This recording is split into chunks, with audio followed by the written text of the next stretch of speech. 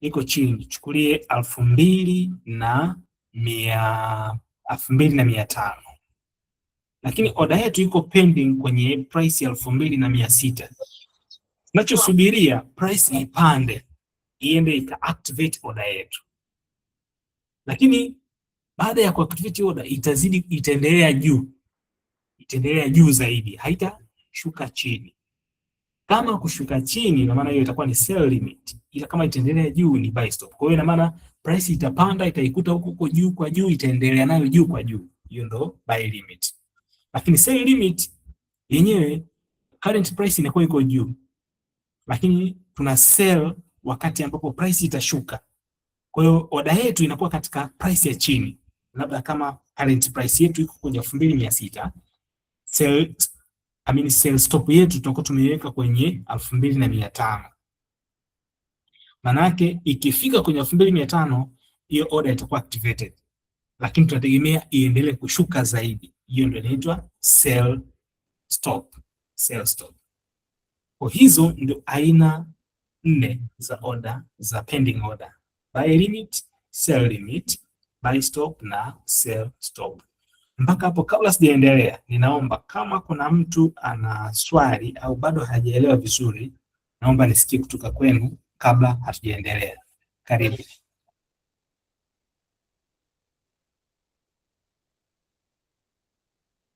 Prof, mimi naomba urudie kidogo hizi zote hizi terminology nne hizi.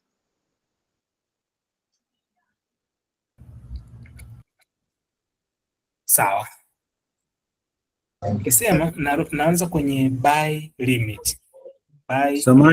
Samani instructor, kama alivyosema mwenzangu, urudie, lakini pia urudie kwa zile namba.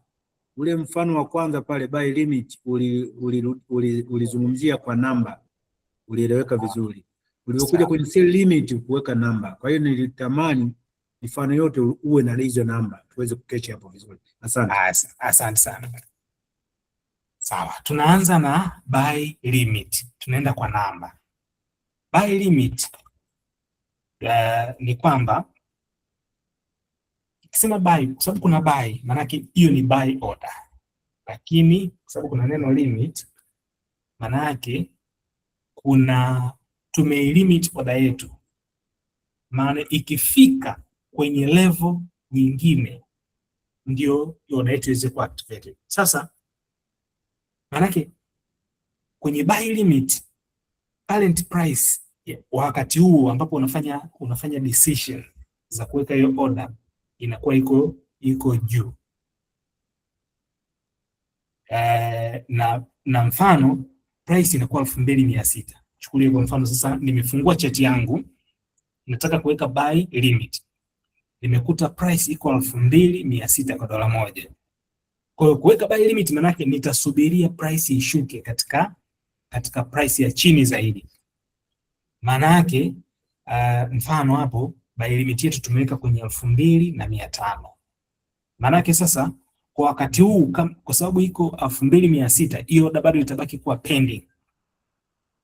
Lakini price ikishuka ikafika kwenye 2,500, hiyo ndio level ambayo order yetu ipo. Kwa hiyo order itakuwa activated. Kwa hiyo order itachukuliwa na tunatarajia sasa price iweze kupanda juu. Kwa hiyo ni kama vile mfano wa lift. Niko ghorofa ya 5 lakini nataka kwenda ghorofa ya ngapi? Ya juu zaidi. Hapo ni kubai. Maana kubai katika mfano huo ni kwamba tunaenda juu.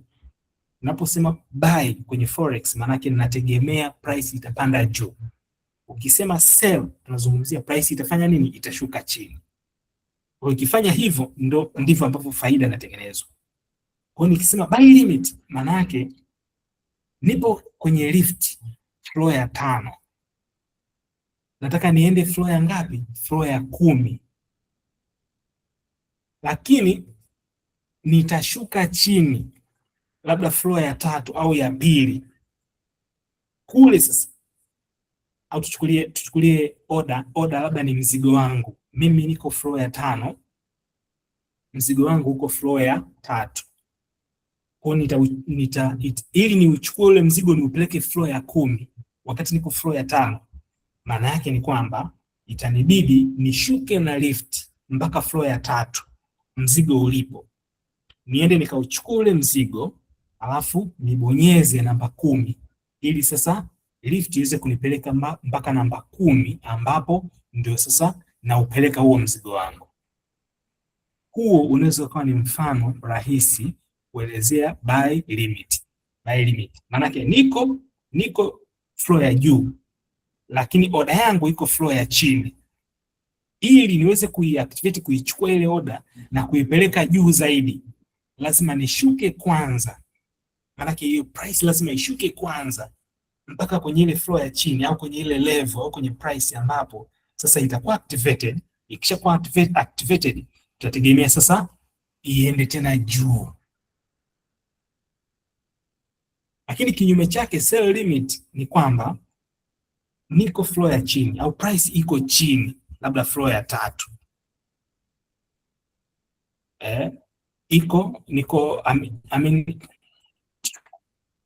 Chukulie yes, niko floor ya 3, lakini nataka niupeleke mzigo wangu ground floor na mzigo uko floor labda ya 5.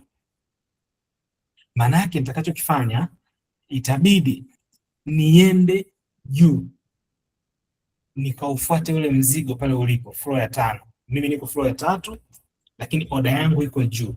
Maana yake kwenye sell limit order iko juu kuliko current price. Kwa nitaenda pale juu floor ya 5 nikauchukua ule mzigo alafu nishuke nao floor, ground floor. Hiyo ndio sell limit. Kwa sell limit niko price iko chini, nategemea ipande. Na tukienda kwenye mfano wa namba, maana yake sasa price iko kwenye 2500. Nasubiria ifike kwenye 2600 ndio ni sell, nikitegemea issue. Baada ya kusell sasa order ikishachukuliwa pale kwenye sell limit yangu, order iweze kushuka zaidi. Hiyo ni mifano ya buy limit na sell limit. Naomba kabla sijaendelea nyingine buy stop na sell stop, naomba nipate mrejesho hapo kwanza.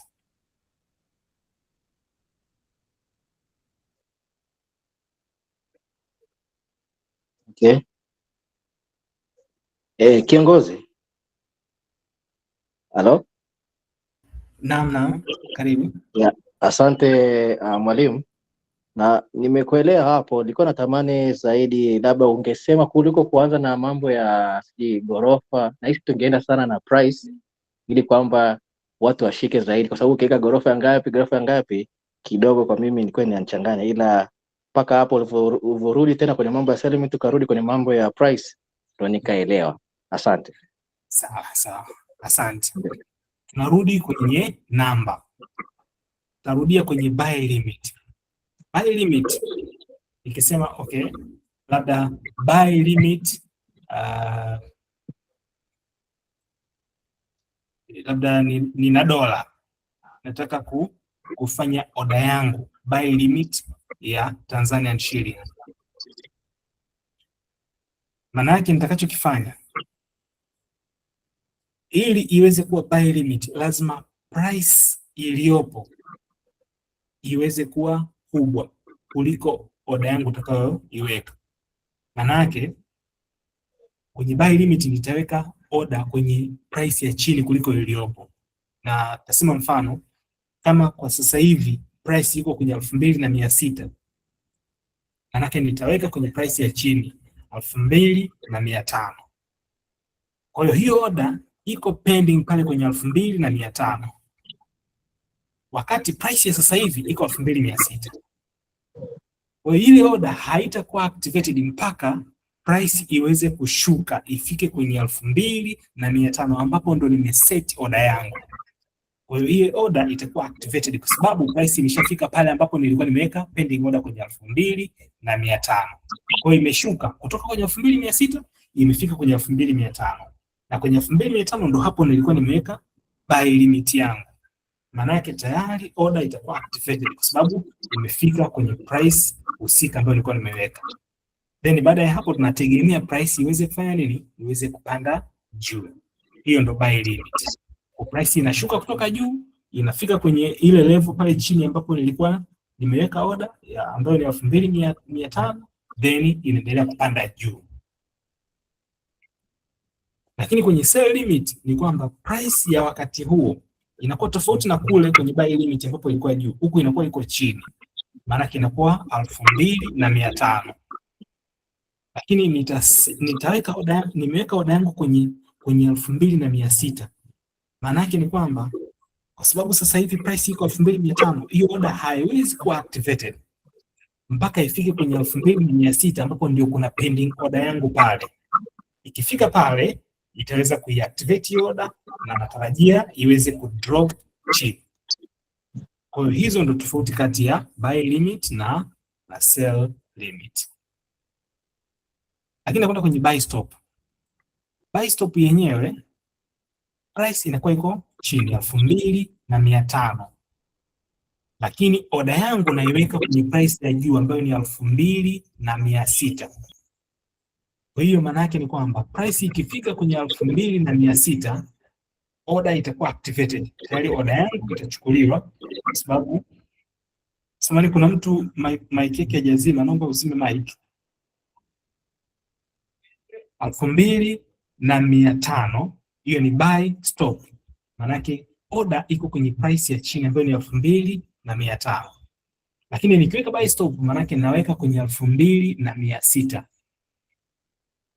Sasa ili order yangu iweze kuwa activated lazima ile price ipande mpaka ifike kwenye 2600 ambapo pale ndio itaikuta order yangu ita activate na natarajia price iweze kuendelea juu zaidi.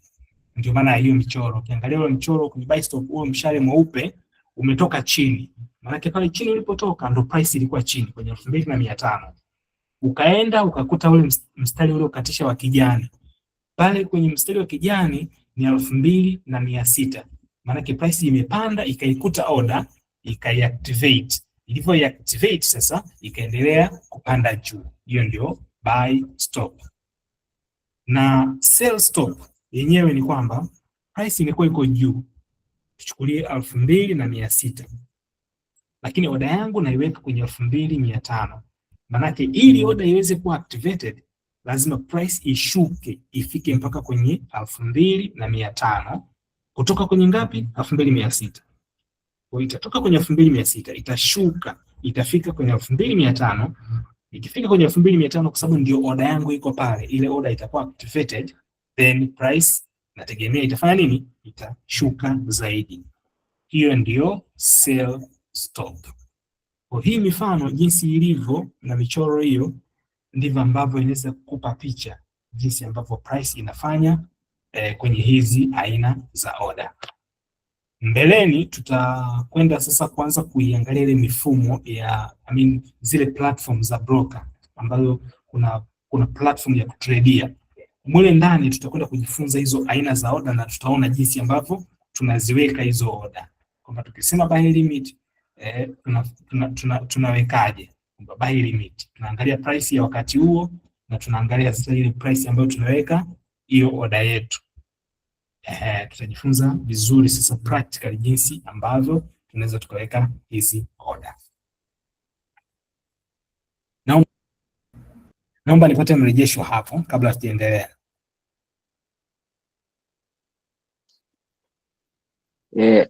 Samahani mwalimu. Ndio.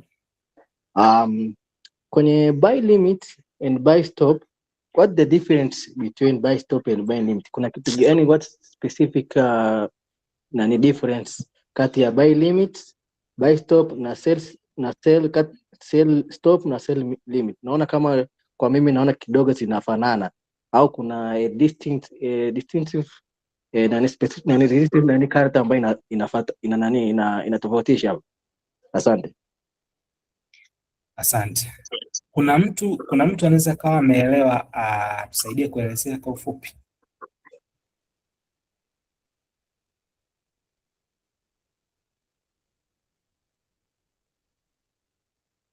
Nitaelezea buy limit tofauti yake. Tuanze buy limit na buy stop. tuziangalie katika michoro hapo. Naam.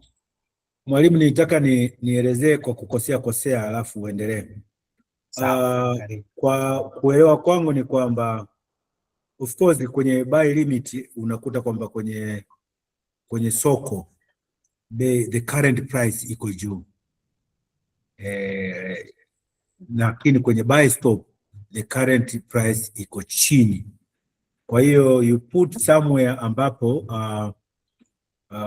ile price itakapokuwa inashuka ukutane na wewe, alafu with your expectation kwamba kwenye buy limit, with the expectation kwamba ikishafika pale ambapo wewe umeweka buy limit yako, then price will continue kwenda mbele tena. Lakini kwenye buy stop pia ni pale pale kwamba unakuta kwenye soko price yako iko chini na wewe unaweka somewhere juu kiasi kwamba ikifika pale kwenye buy stop yako then price inaendelea kwenda juu. Kwa hiyo nafikiria ni unapokuwa kwenye soko una study current price iko wapi. Ndio maana ukatumia kwa mfano buy limit ukasema kwamba current price labda iko 2600, wewe umeweka 2500 with expectation kwamba ukifika pale kwenye 2500 then baadaye price yako itaenda juu, then you will be making profit. Lakini umeingia kwenye buy stop umekuta nani yako iko kwenye 2500, wewe umeweka 2600 with expectation kwamba price itaenda juu, haita fall. That's where you get your price. Nimekosea, lakini naomba mwalimu aendelee. Asante. Haujakosea, yani ndivyo ilivyo, umeelewa vizuri. Uliouliza swali umeanza kuona tofauti hapo? Ndiyo mwalimu, nimeshaelewa. Asante. Kuna mwingine hapo ana swali?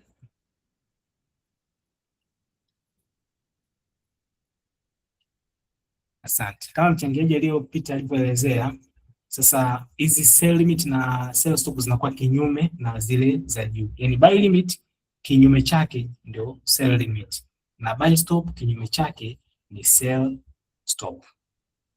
Asante. Mimi naomba hapo tutoke tuendelee mbele kidogo. Tunajifunza kuhusu leverage. Naomba tusirudie leverage. Tukajifunza kuhusu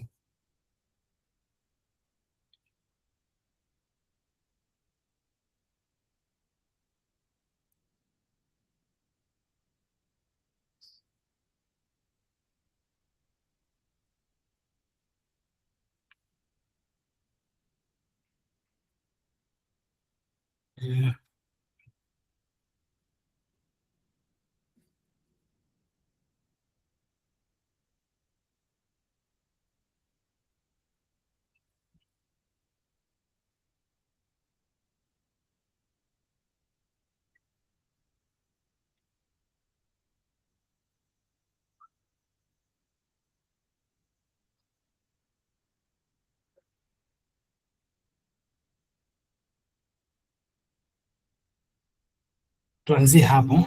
Tulisema margin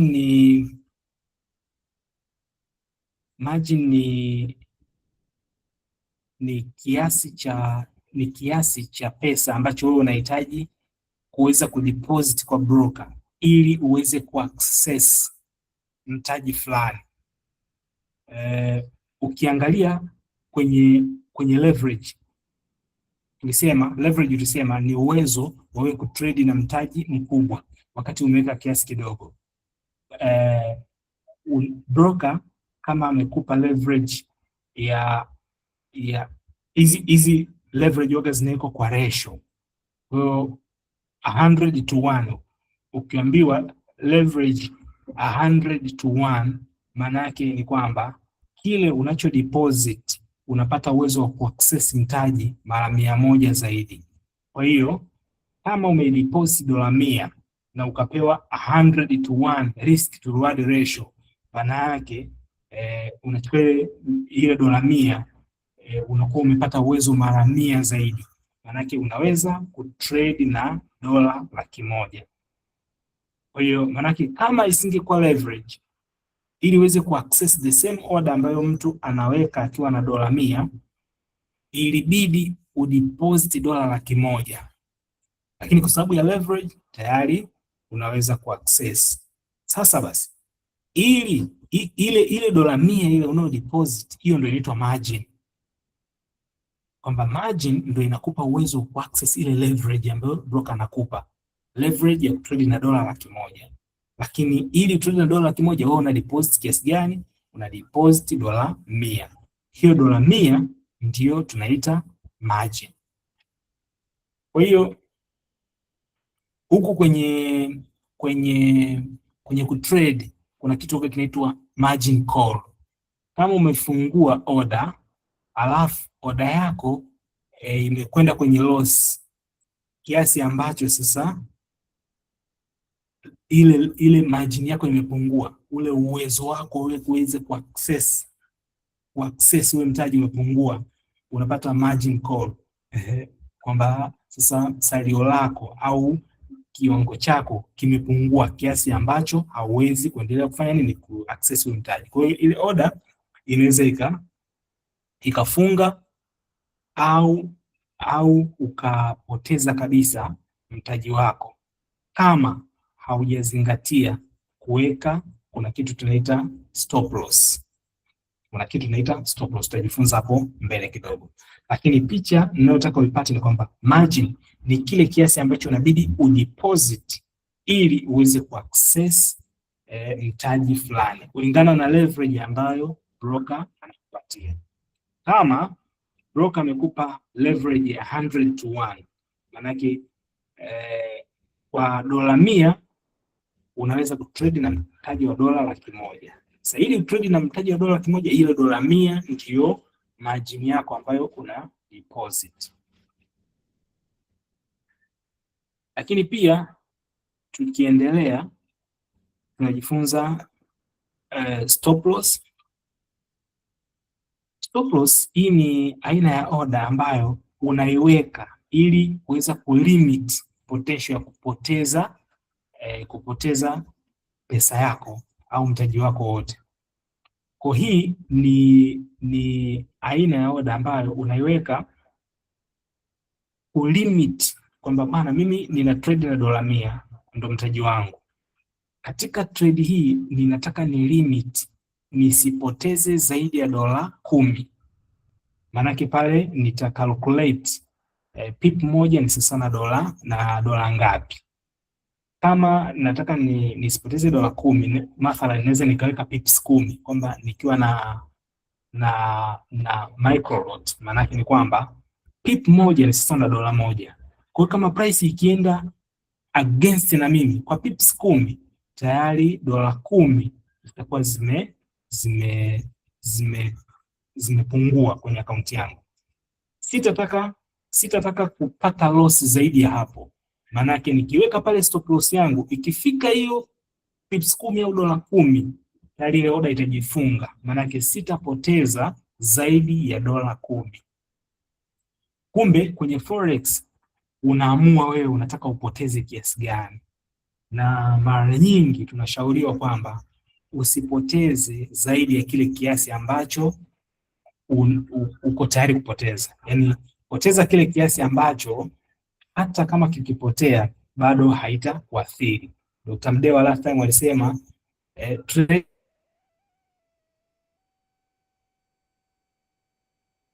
kwa namna ambayo na kesho unaweza kuingia sokoni.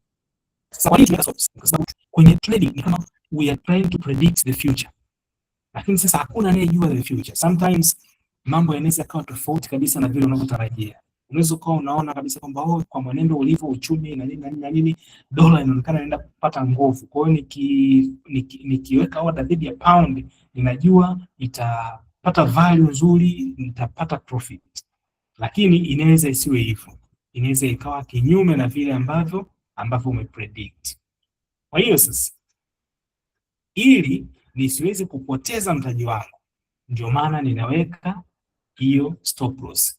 Ni kama tahadhari inaweza ikatokea kama vile unapopanda pikipiki, huaga unashauriwa kuvaa helmet.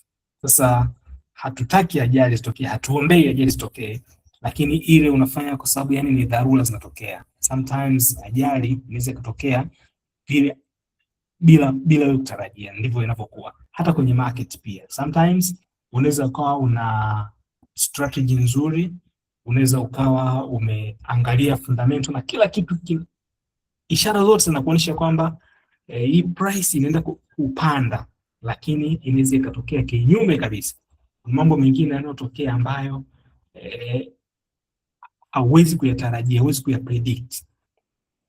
Na duniani hapa hakuna strategy hata moja ambayo ina 100% winning rate. Hakuna. Ingekuwa ipo, maanake ni kwamba ingekuwa, nafikiri wote au wengi tungekuwa mabilionea, na nafikiri soko sasa lingekosa value. Lakini kuna kitu kimoja ambacho kilichopo ni kwamba zipo strategy ambazo zina winning rate kubwa. Maanake ukiwa na winning rate kubwa unaweza kuwa successful. Kwenye forex hauhitaji strategy ambayo ina winning rate labda ya 100% ili uweze kuwa profitable. Hapana. Kuna watu wana strategy zao za winning rate ya 50% na wako very profitable, very successful. In fact, ukiangalia mataasisi makubwa kama hedge fund ambao wana trade na mabilioni ya dola, angalia nani zao ni ndogo, winning rate zao ni za kawaida sana, na hata profit zao wanazozilenga kwa mwaka ni tofauti na retail traders wengi ambavyo wanafikiria au wanavyotarajia. Lakini wanatengeneza pesa nyingi sana kwa sababu kuna ingredients zingine ambazo tutaenda kujifunza huko mbele zitakazotusaidia. Sasa hii issue ya watu kutafuta winning rate ya 100% ndio imewafanya watu wengi waingie kwenye circle fulani tunaita the circle of doom. Circle of doom inamaanisha kwamba ninatafuta strategy, labda namuuliza rafiki yangu Daniel, bwana Daniel, wewe unatumia strategy gani? Bwana mimi strategy ninayotumia labda ninatumia invalidation. Unatumia invalidation. Sasa na mimi naanza kujifunza invalidation anayotumia Daniel. Pengine Daniel anatengeneza profits nzuri na ile strategy inaonyesha kwamba ina winning rate nzuri na inamnufaisha. Kwa naichukua ile strategy, najifunza siku 2-3, naitumia, baadaye naanza kuona sipati matokeo ninayotaka. Naanza kulaumu kwamba hii strategy haifanyi kazi, naachana nayo. Naanza kutafuta tena strategy nyingine. Kwa unaenda kwenye mzunguko ule, you waste a lot of time kwa sababu unafikiri ukitumia indicator fulani au strategy fulani inaweza kukupa winning rate ya 100%, kitu ambacho hakipo. Ni sawa na Ronaldo, unataka kupiga mpira au unataka kuperform katika viwango ambavyo Ronaldo anaperform. Alafu unafikiria kwamba labda nikivaa brand ya viatu ambayo Ronaldo anavaa, basi kumbe ninaweza nikaperform kama yeye anavyoperform. Kumbe sio. Kuvaa brand ya viatu ni kitu kimoja, lakini kuweza kuwa na performance ile ambayo unapaswa kuwa nayo ni kitu kingine. Huku tutaenda kujifunza jinsi ambavyo tunaweza tukatengeneza strategy nzuri na trading system kwa ujumla, tukaifanyia majaribio, tukafanya back test,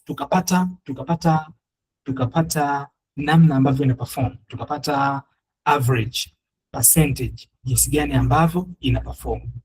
Kwa tukishapata hiyo, tunaangalia kwamba hii strategy itaenda nayo kwa sababu imeonyesha consistently ina profitability.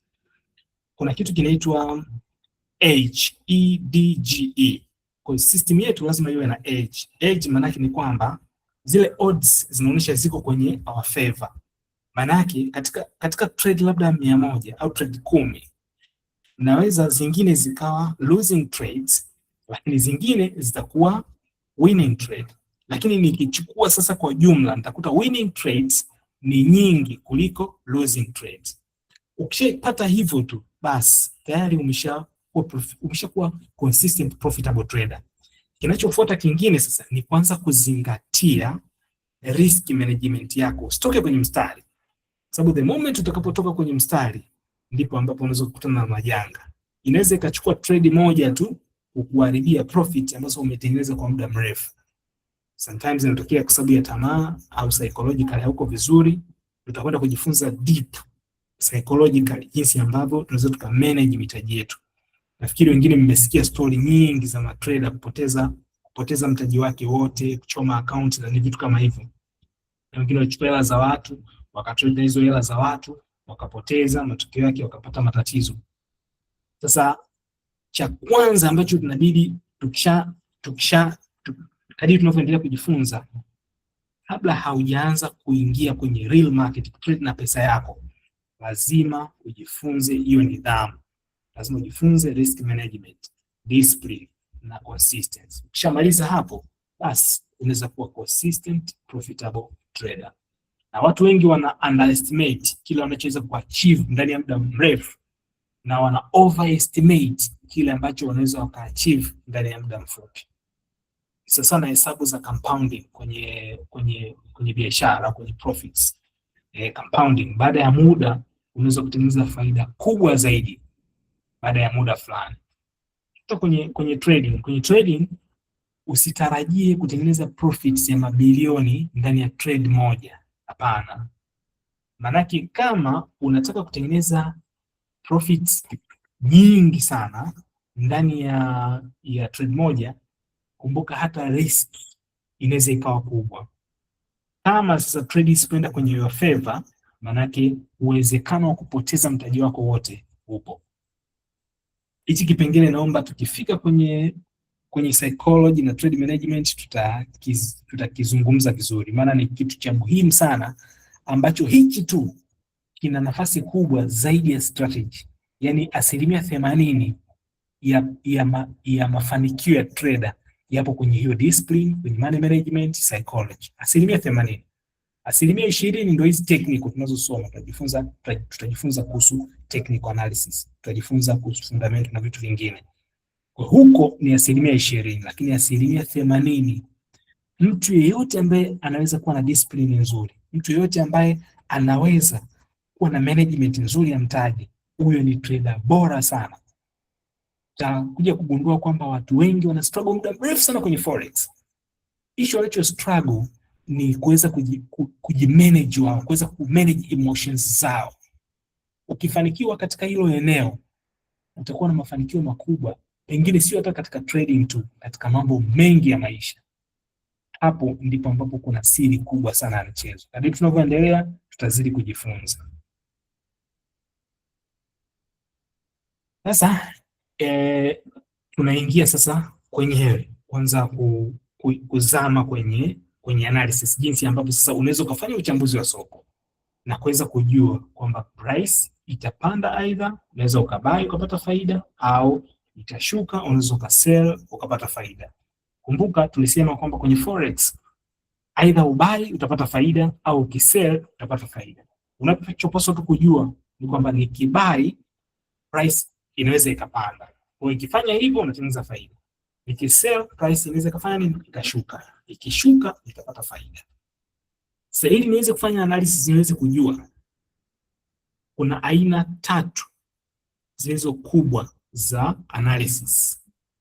Hizi ndizo zitakazoweza kujua, zitaweza kukusaidia kujua kuhusiana na mwelekeo wa soko. Ukiangalia zile charts, nikifungua chart labda ya euro kwa dola au pound dola au fedha yote, sarafu yote, labda ya gold, ya mafuta, commodities zingine kama sukari, sijui nini, nikifungua stocks labda Apple, Tesla nini, nikifungua chart yoyote ile, ninaweza nikaangalia tu chart, nikaweza kujua kwamba price aidha itapanda zaidi, itashuka au itafanyaje, kwa sababu ya hizi aina za analysis.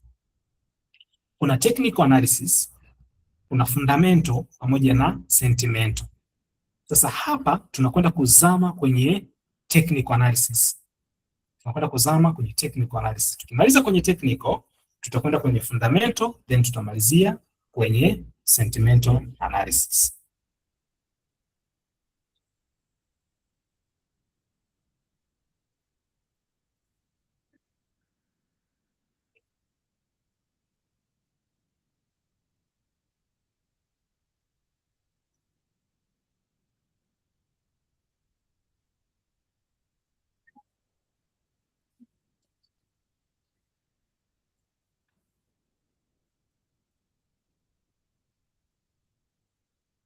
samahani, na kuna kitu hapa, kuna kitu kama vile hakiko sawa. Hakiko sawa.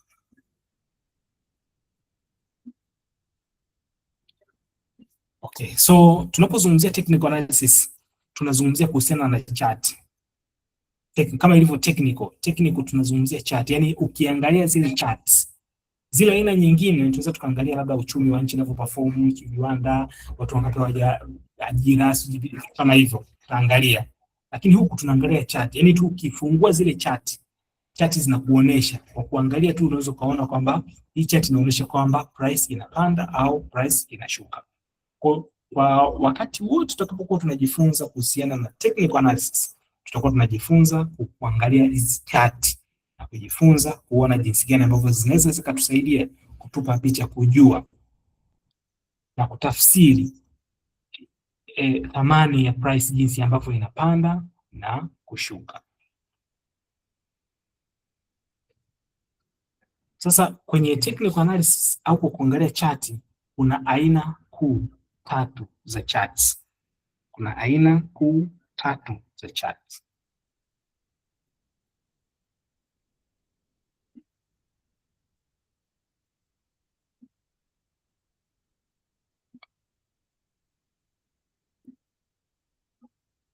Samahani, kuna kitu hapa kimerudi.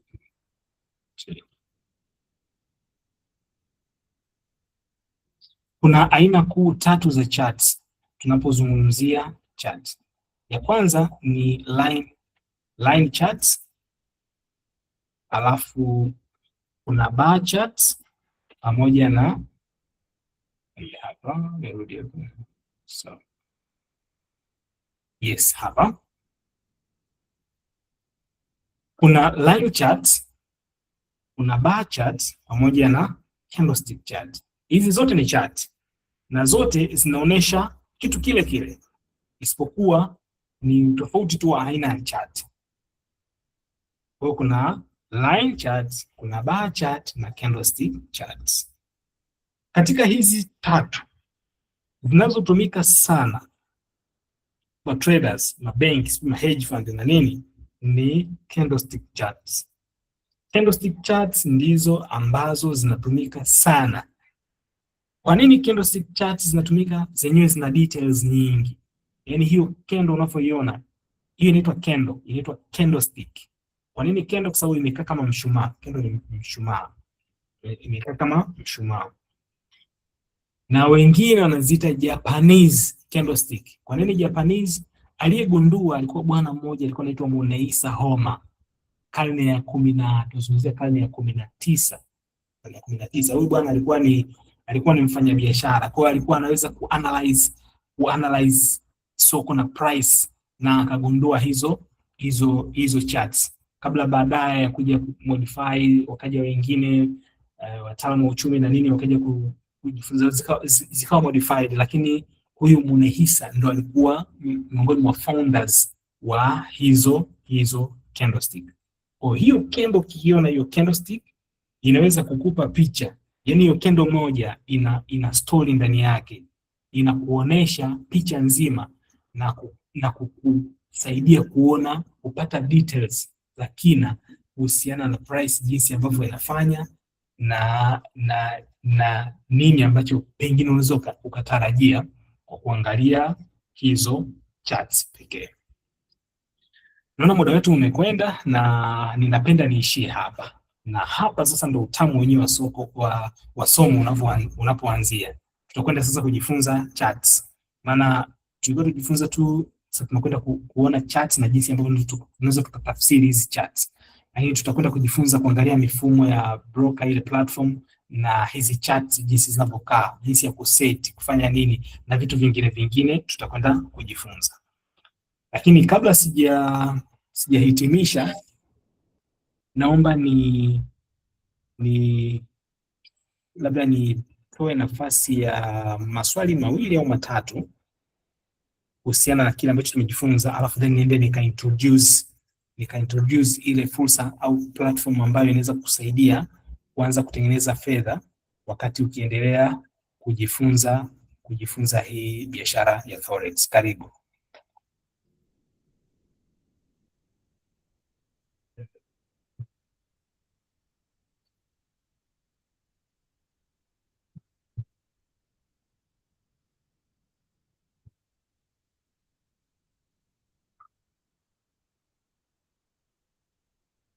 Okay, kama kuna au wakati bado naendelea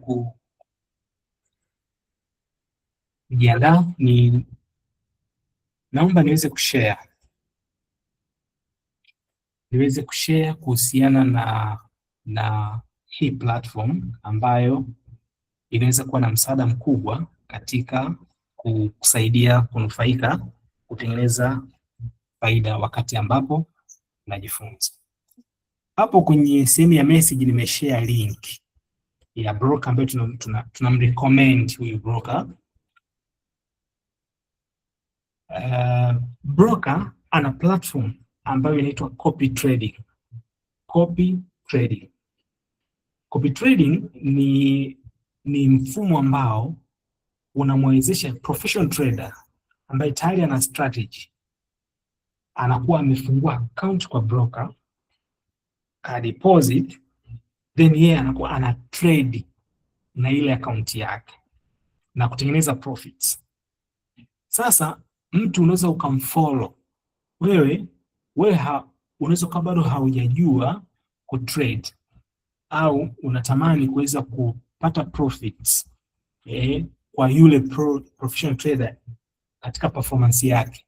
Kwa unachokifanya, unafungua account kwa broker, una deposit kiasi ambacho unaweka kama mtaji, then unakwenda kule kwenye dashboard yako pale kwa broker, unaenda kucopy. Kwa hiyo ukisha click copy, yule trader akifungua trades, akatrade, akatengeneza faida, na wewe utakuta kwenye account yako unatengeneza faida.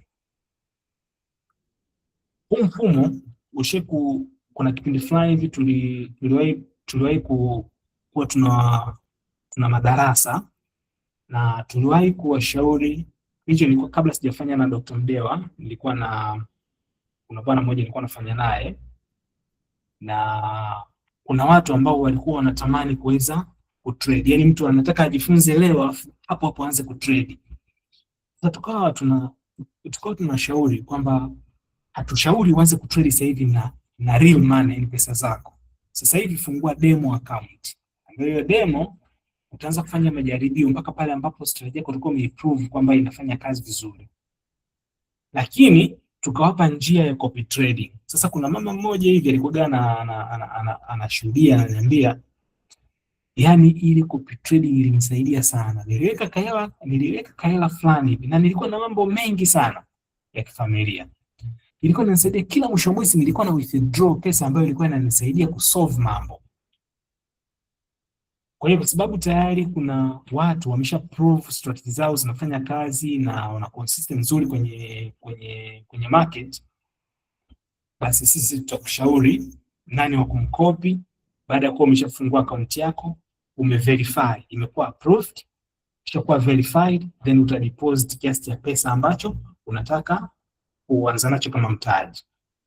Then baada ya hapo unaweza kuikopi, utaanza kutengeneza faida huku wewe unaendelea kujifunza, na muda wote unaweza kufollow au unfollow. Lakini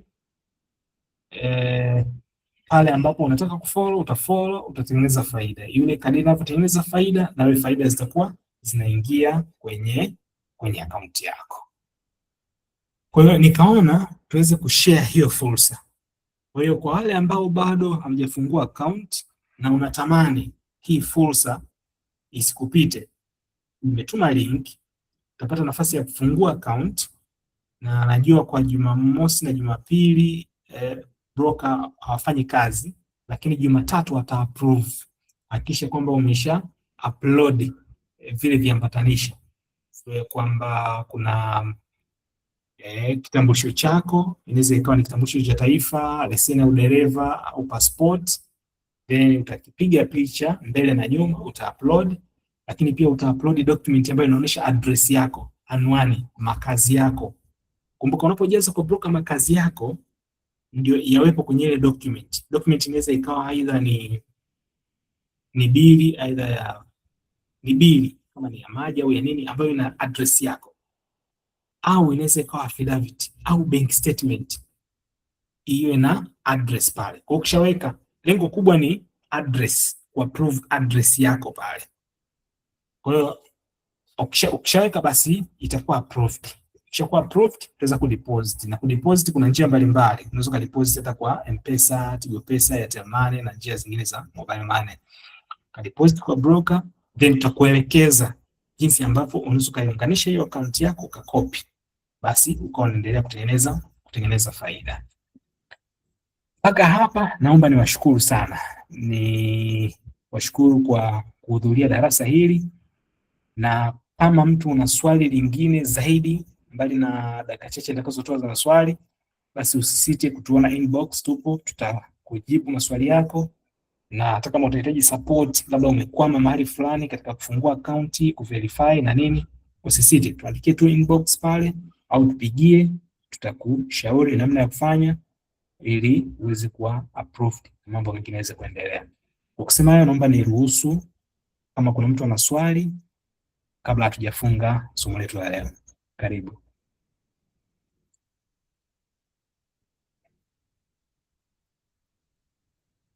Karibu TM. Nashukuru kwanza kwa lecture nzuri ya jioni ya leo. Nilitamani sana nafikiri hiyo reserve kwa ajili ya next session, hasa kwenye candlestick chart. Kuna rangi pale kijani na nyekundu, zingine zimeenda juu, na imani ulisema kwamba kuna information nyingi. Basi nafikiri hapo tutapata information nyingi za ku move forward, kwa sababu ulikuwa umegusia kusema hapo ndiko kwenye trick yenyewe, trick zipo lala kwa ajili ya move forward. Lakini kingine nilichotaka kupata uelewa ni kwamba huyu tunayeenda kumkopi kwake, mimi nitakapo copy kwake, inabidi yeye awe aware kwamba somebody has copied my approach, na pia anipe go ahead, kama vile tunapoingia kwenye chat kwenye mkutano, jamaa anasema niko kwenye waiting room, so somebody should allow me in. Na je, huku pia inakuwa the same kwamba huyu anaye copy kwake lazima niruhusu kwamba sawa, copy, endelea. Na je, is it free au yeye anapopata faida na mimi ninapopata ka faida pale, kuna mechanism pia namlipa yeye kwa sababu nimemkopi njia yake. Kwa hiyo ni vitu ambavyo pia nitaka nielewe kabla hatujalala. Asante. Asante sana. Cha kwanza kwenye swala la candlestick, kama ulivyosema, kweli kuna details nyingi na tutaenda kwa kina, tutajifunza kwa undani, kuna mengi pale tutayapata. Lakini tukirudi kwenye swala la kwenye copy trading kuna tutarecommend hasa mtu ambaye inabidi kumfollow. Wako wengi, lakini tutarecommend mtu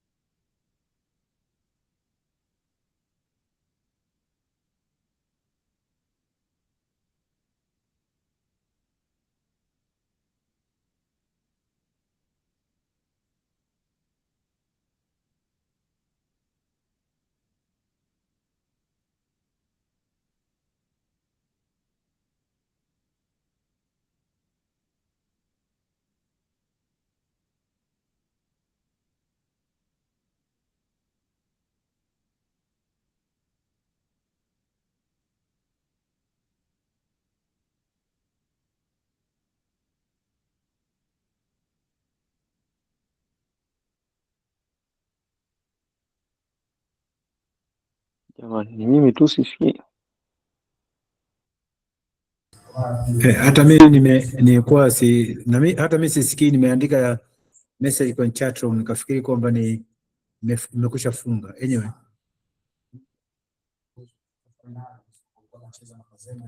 inawezekana mwalimu amepata changamoto.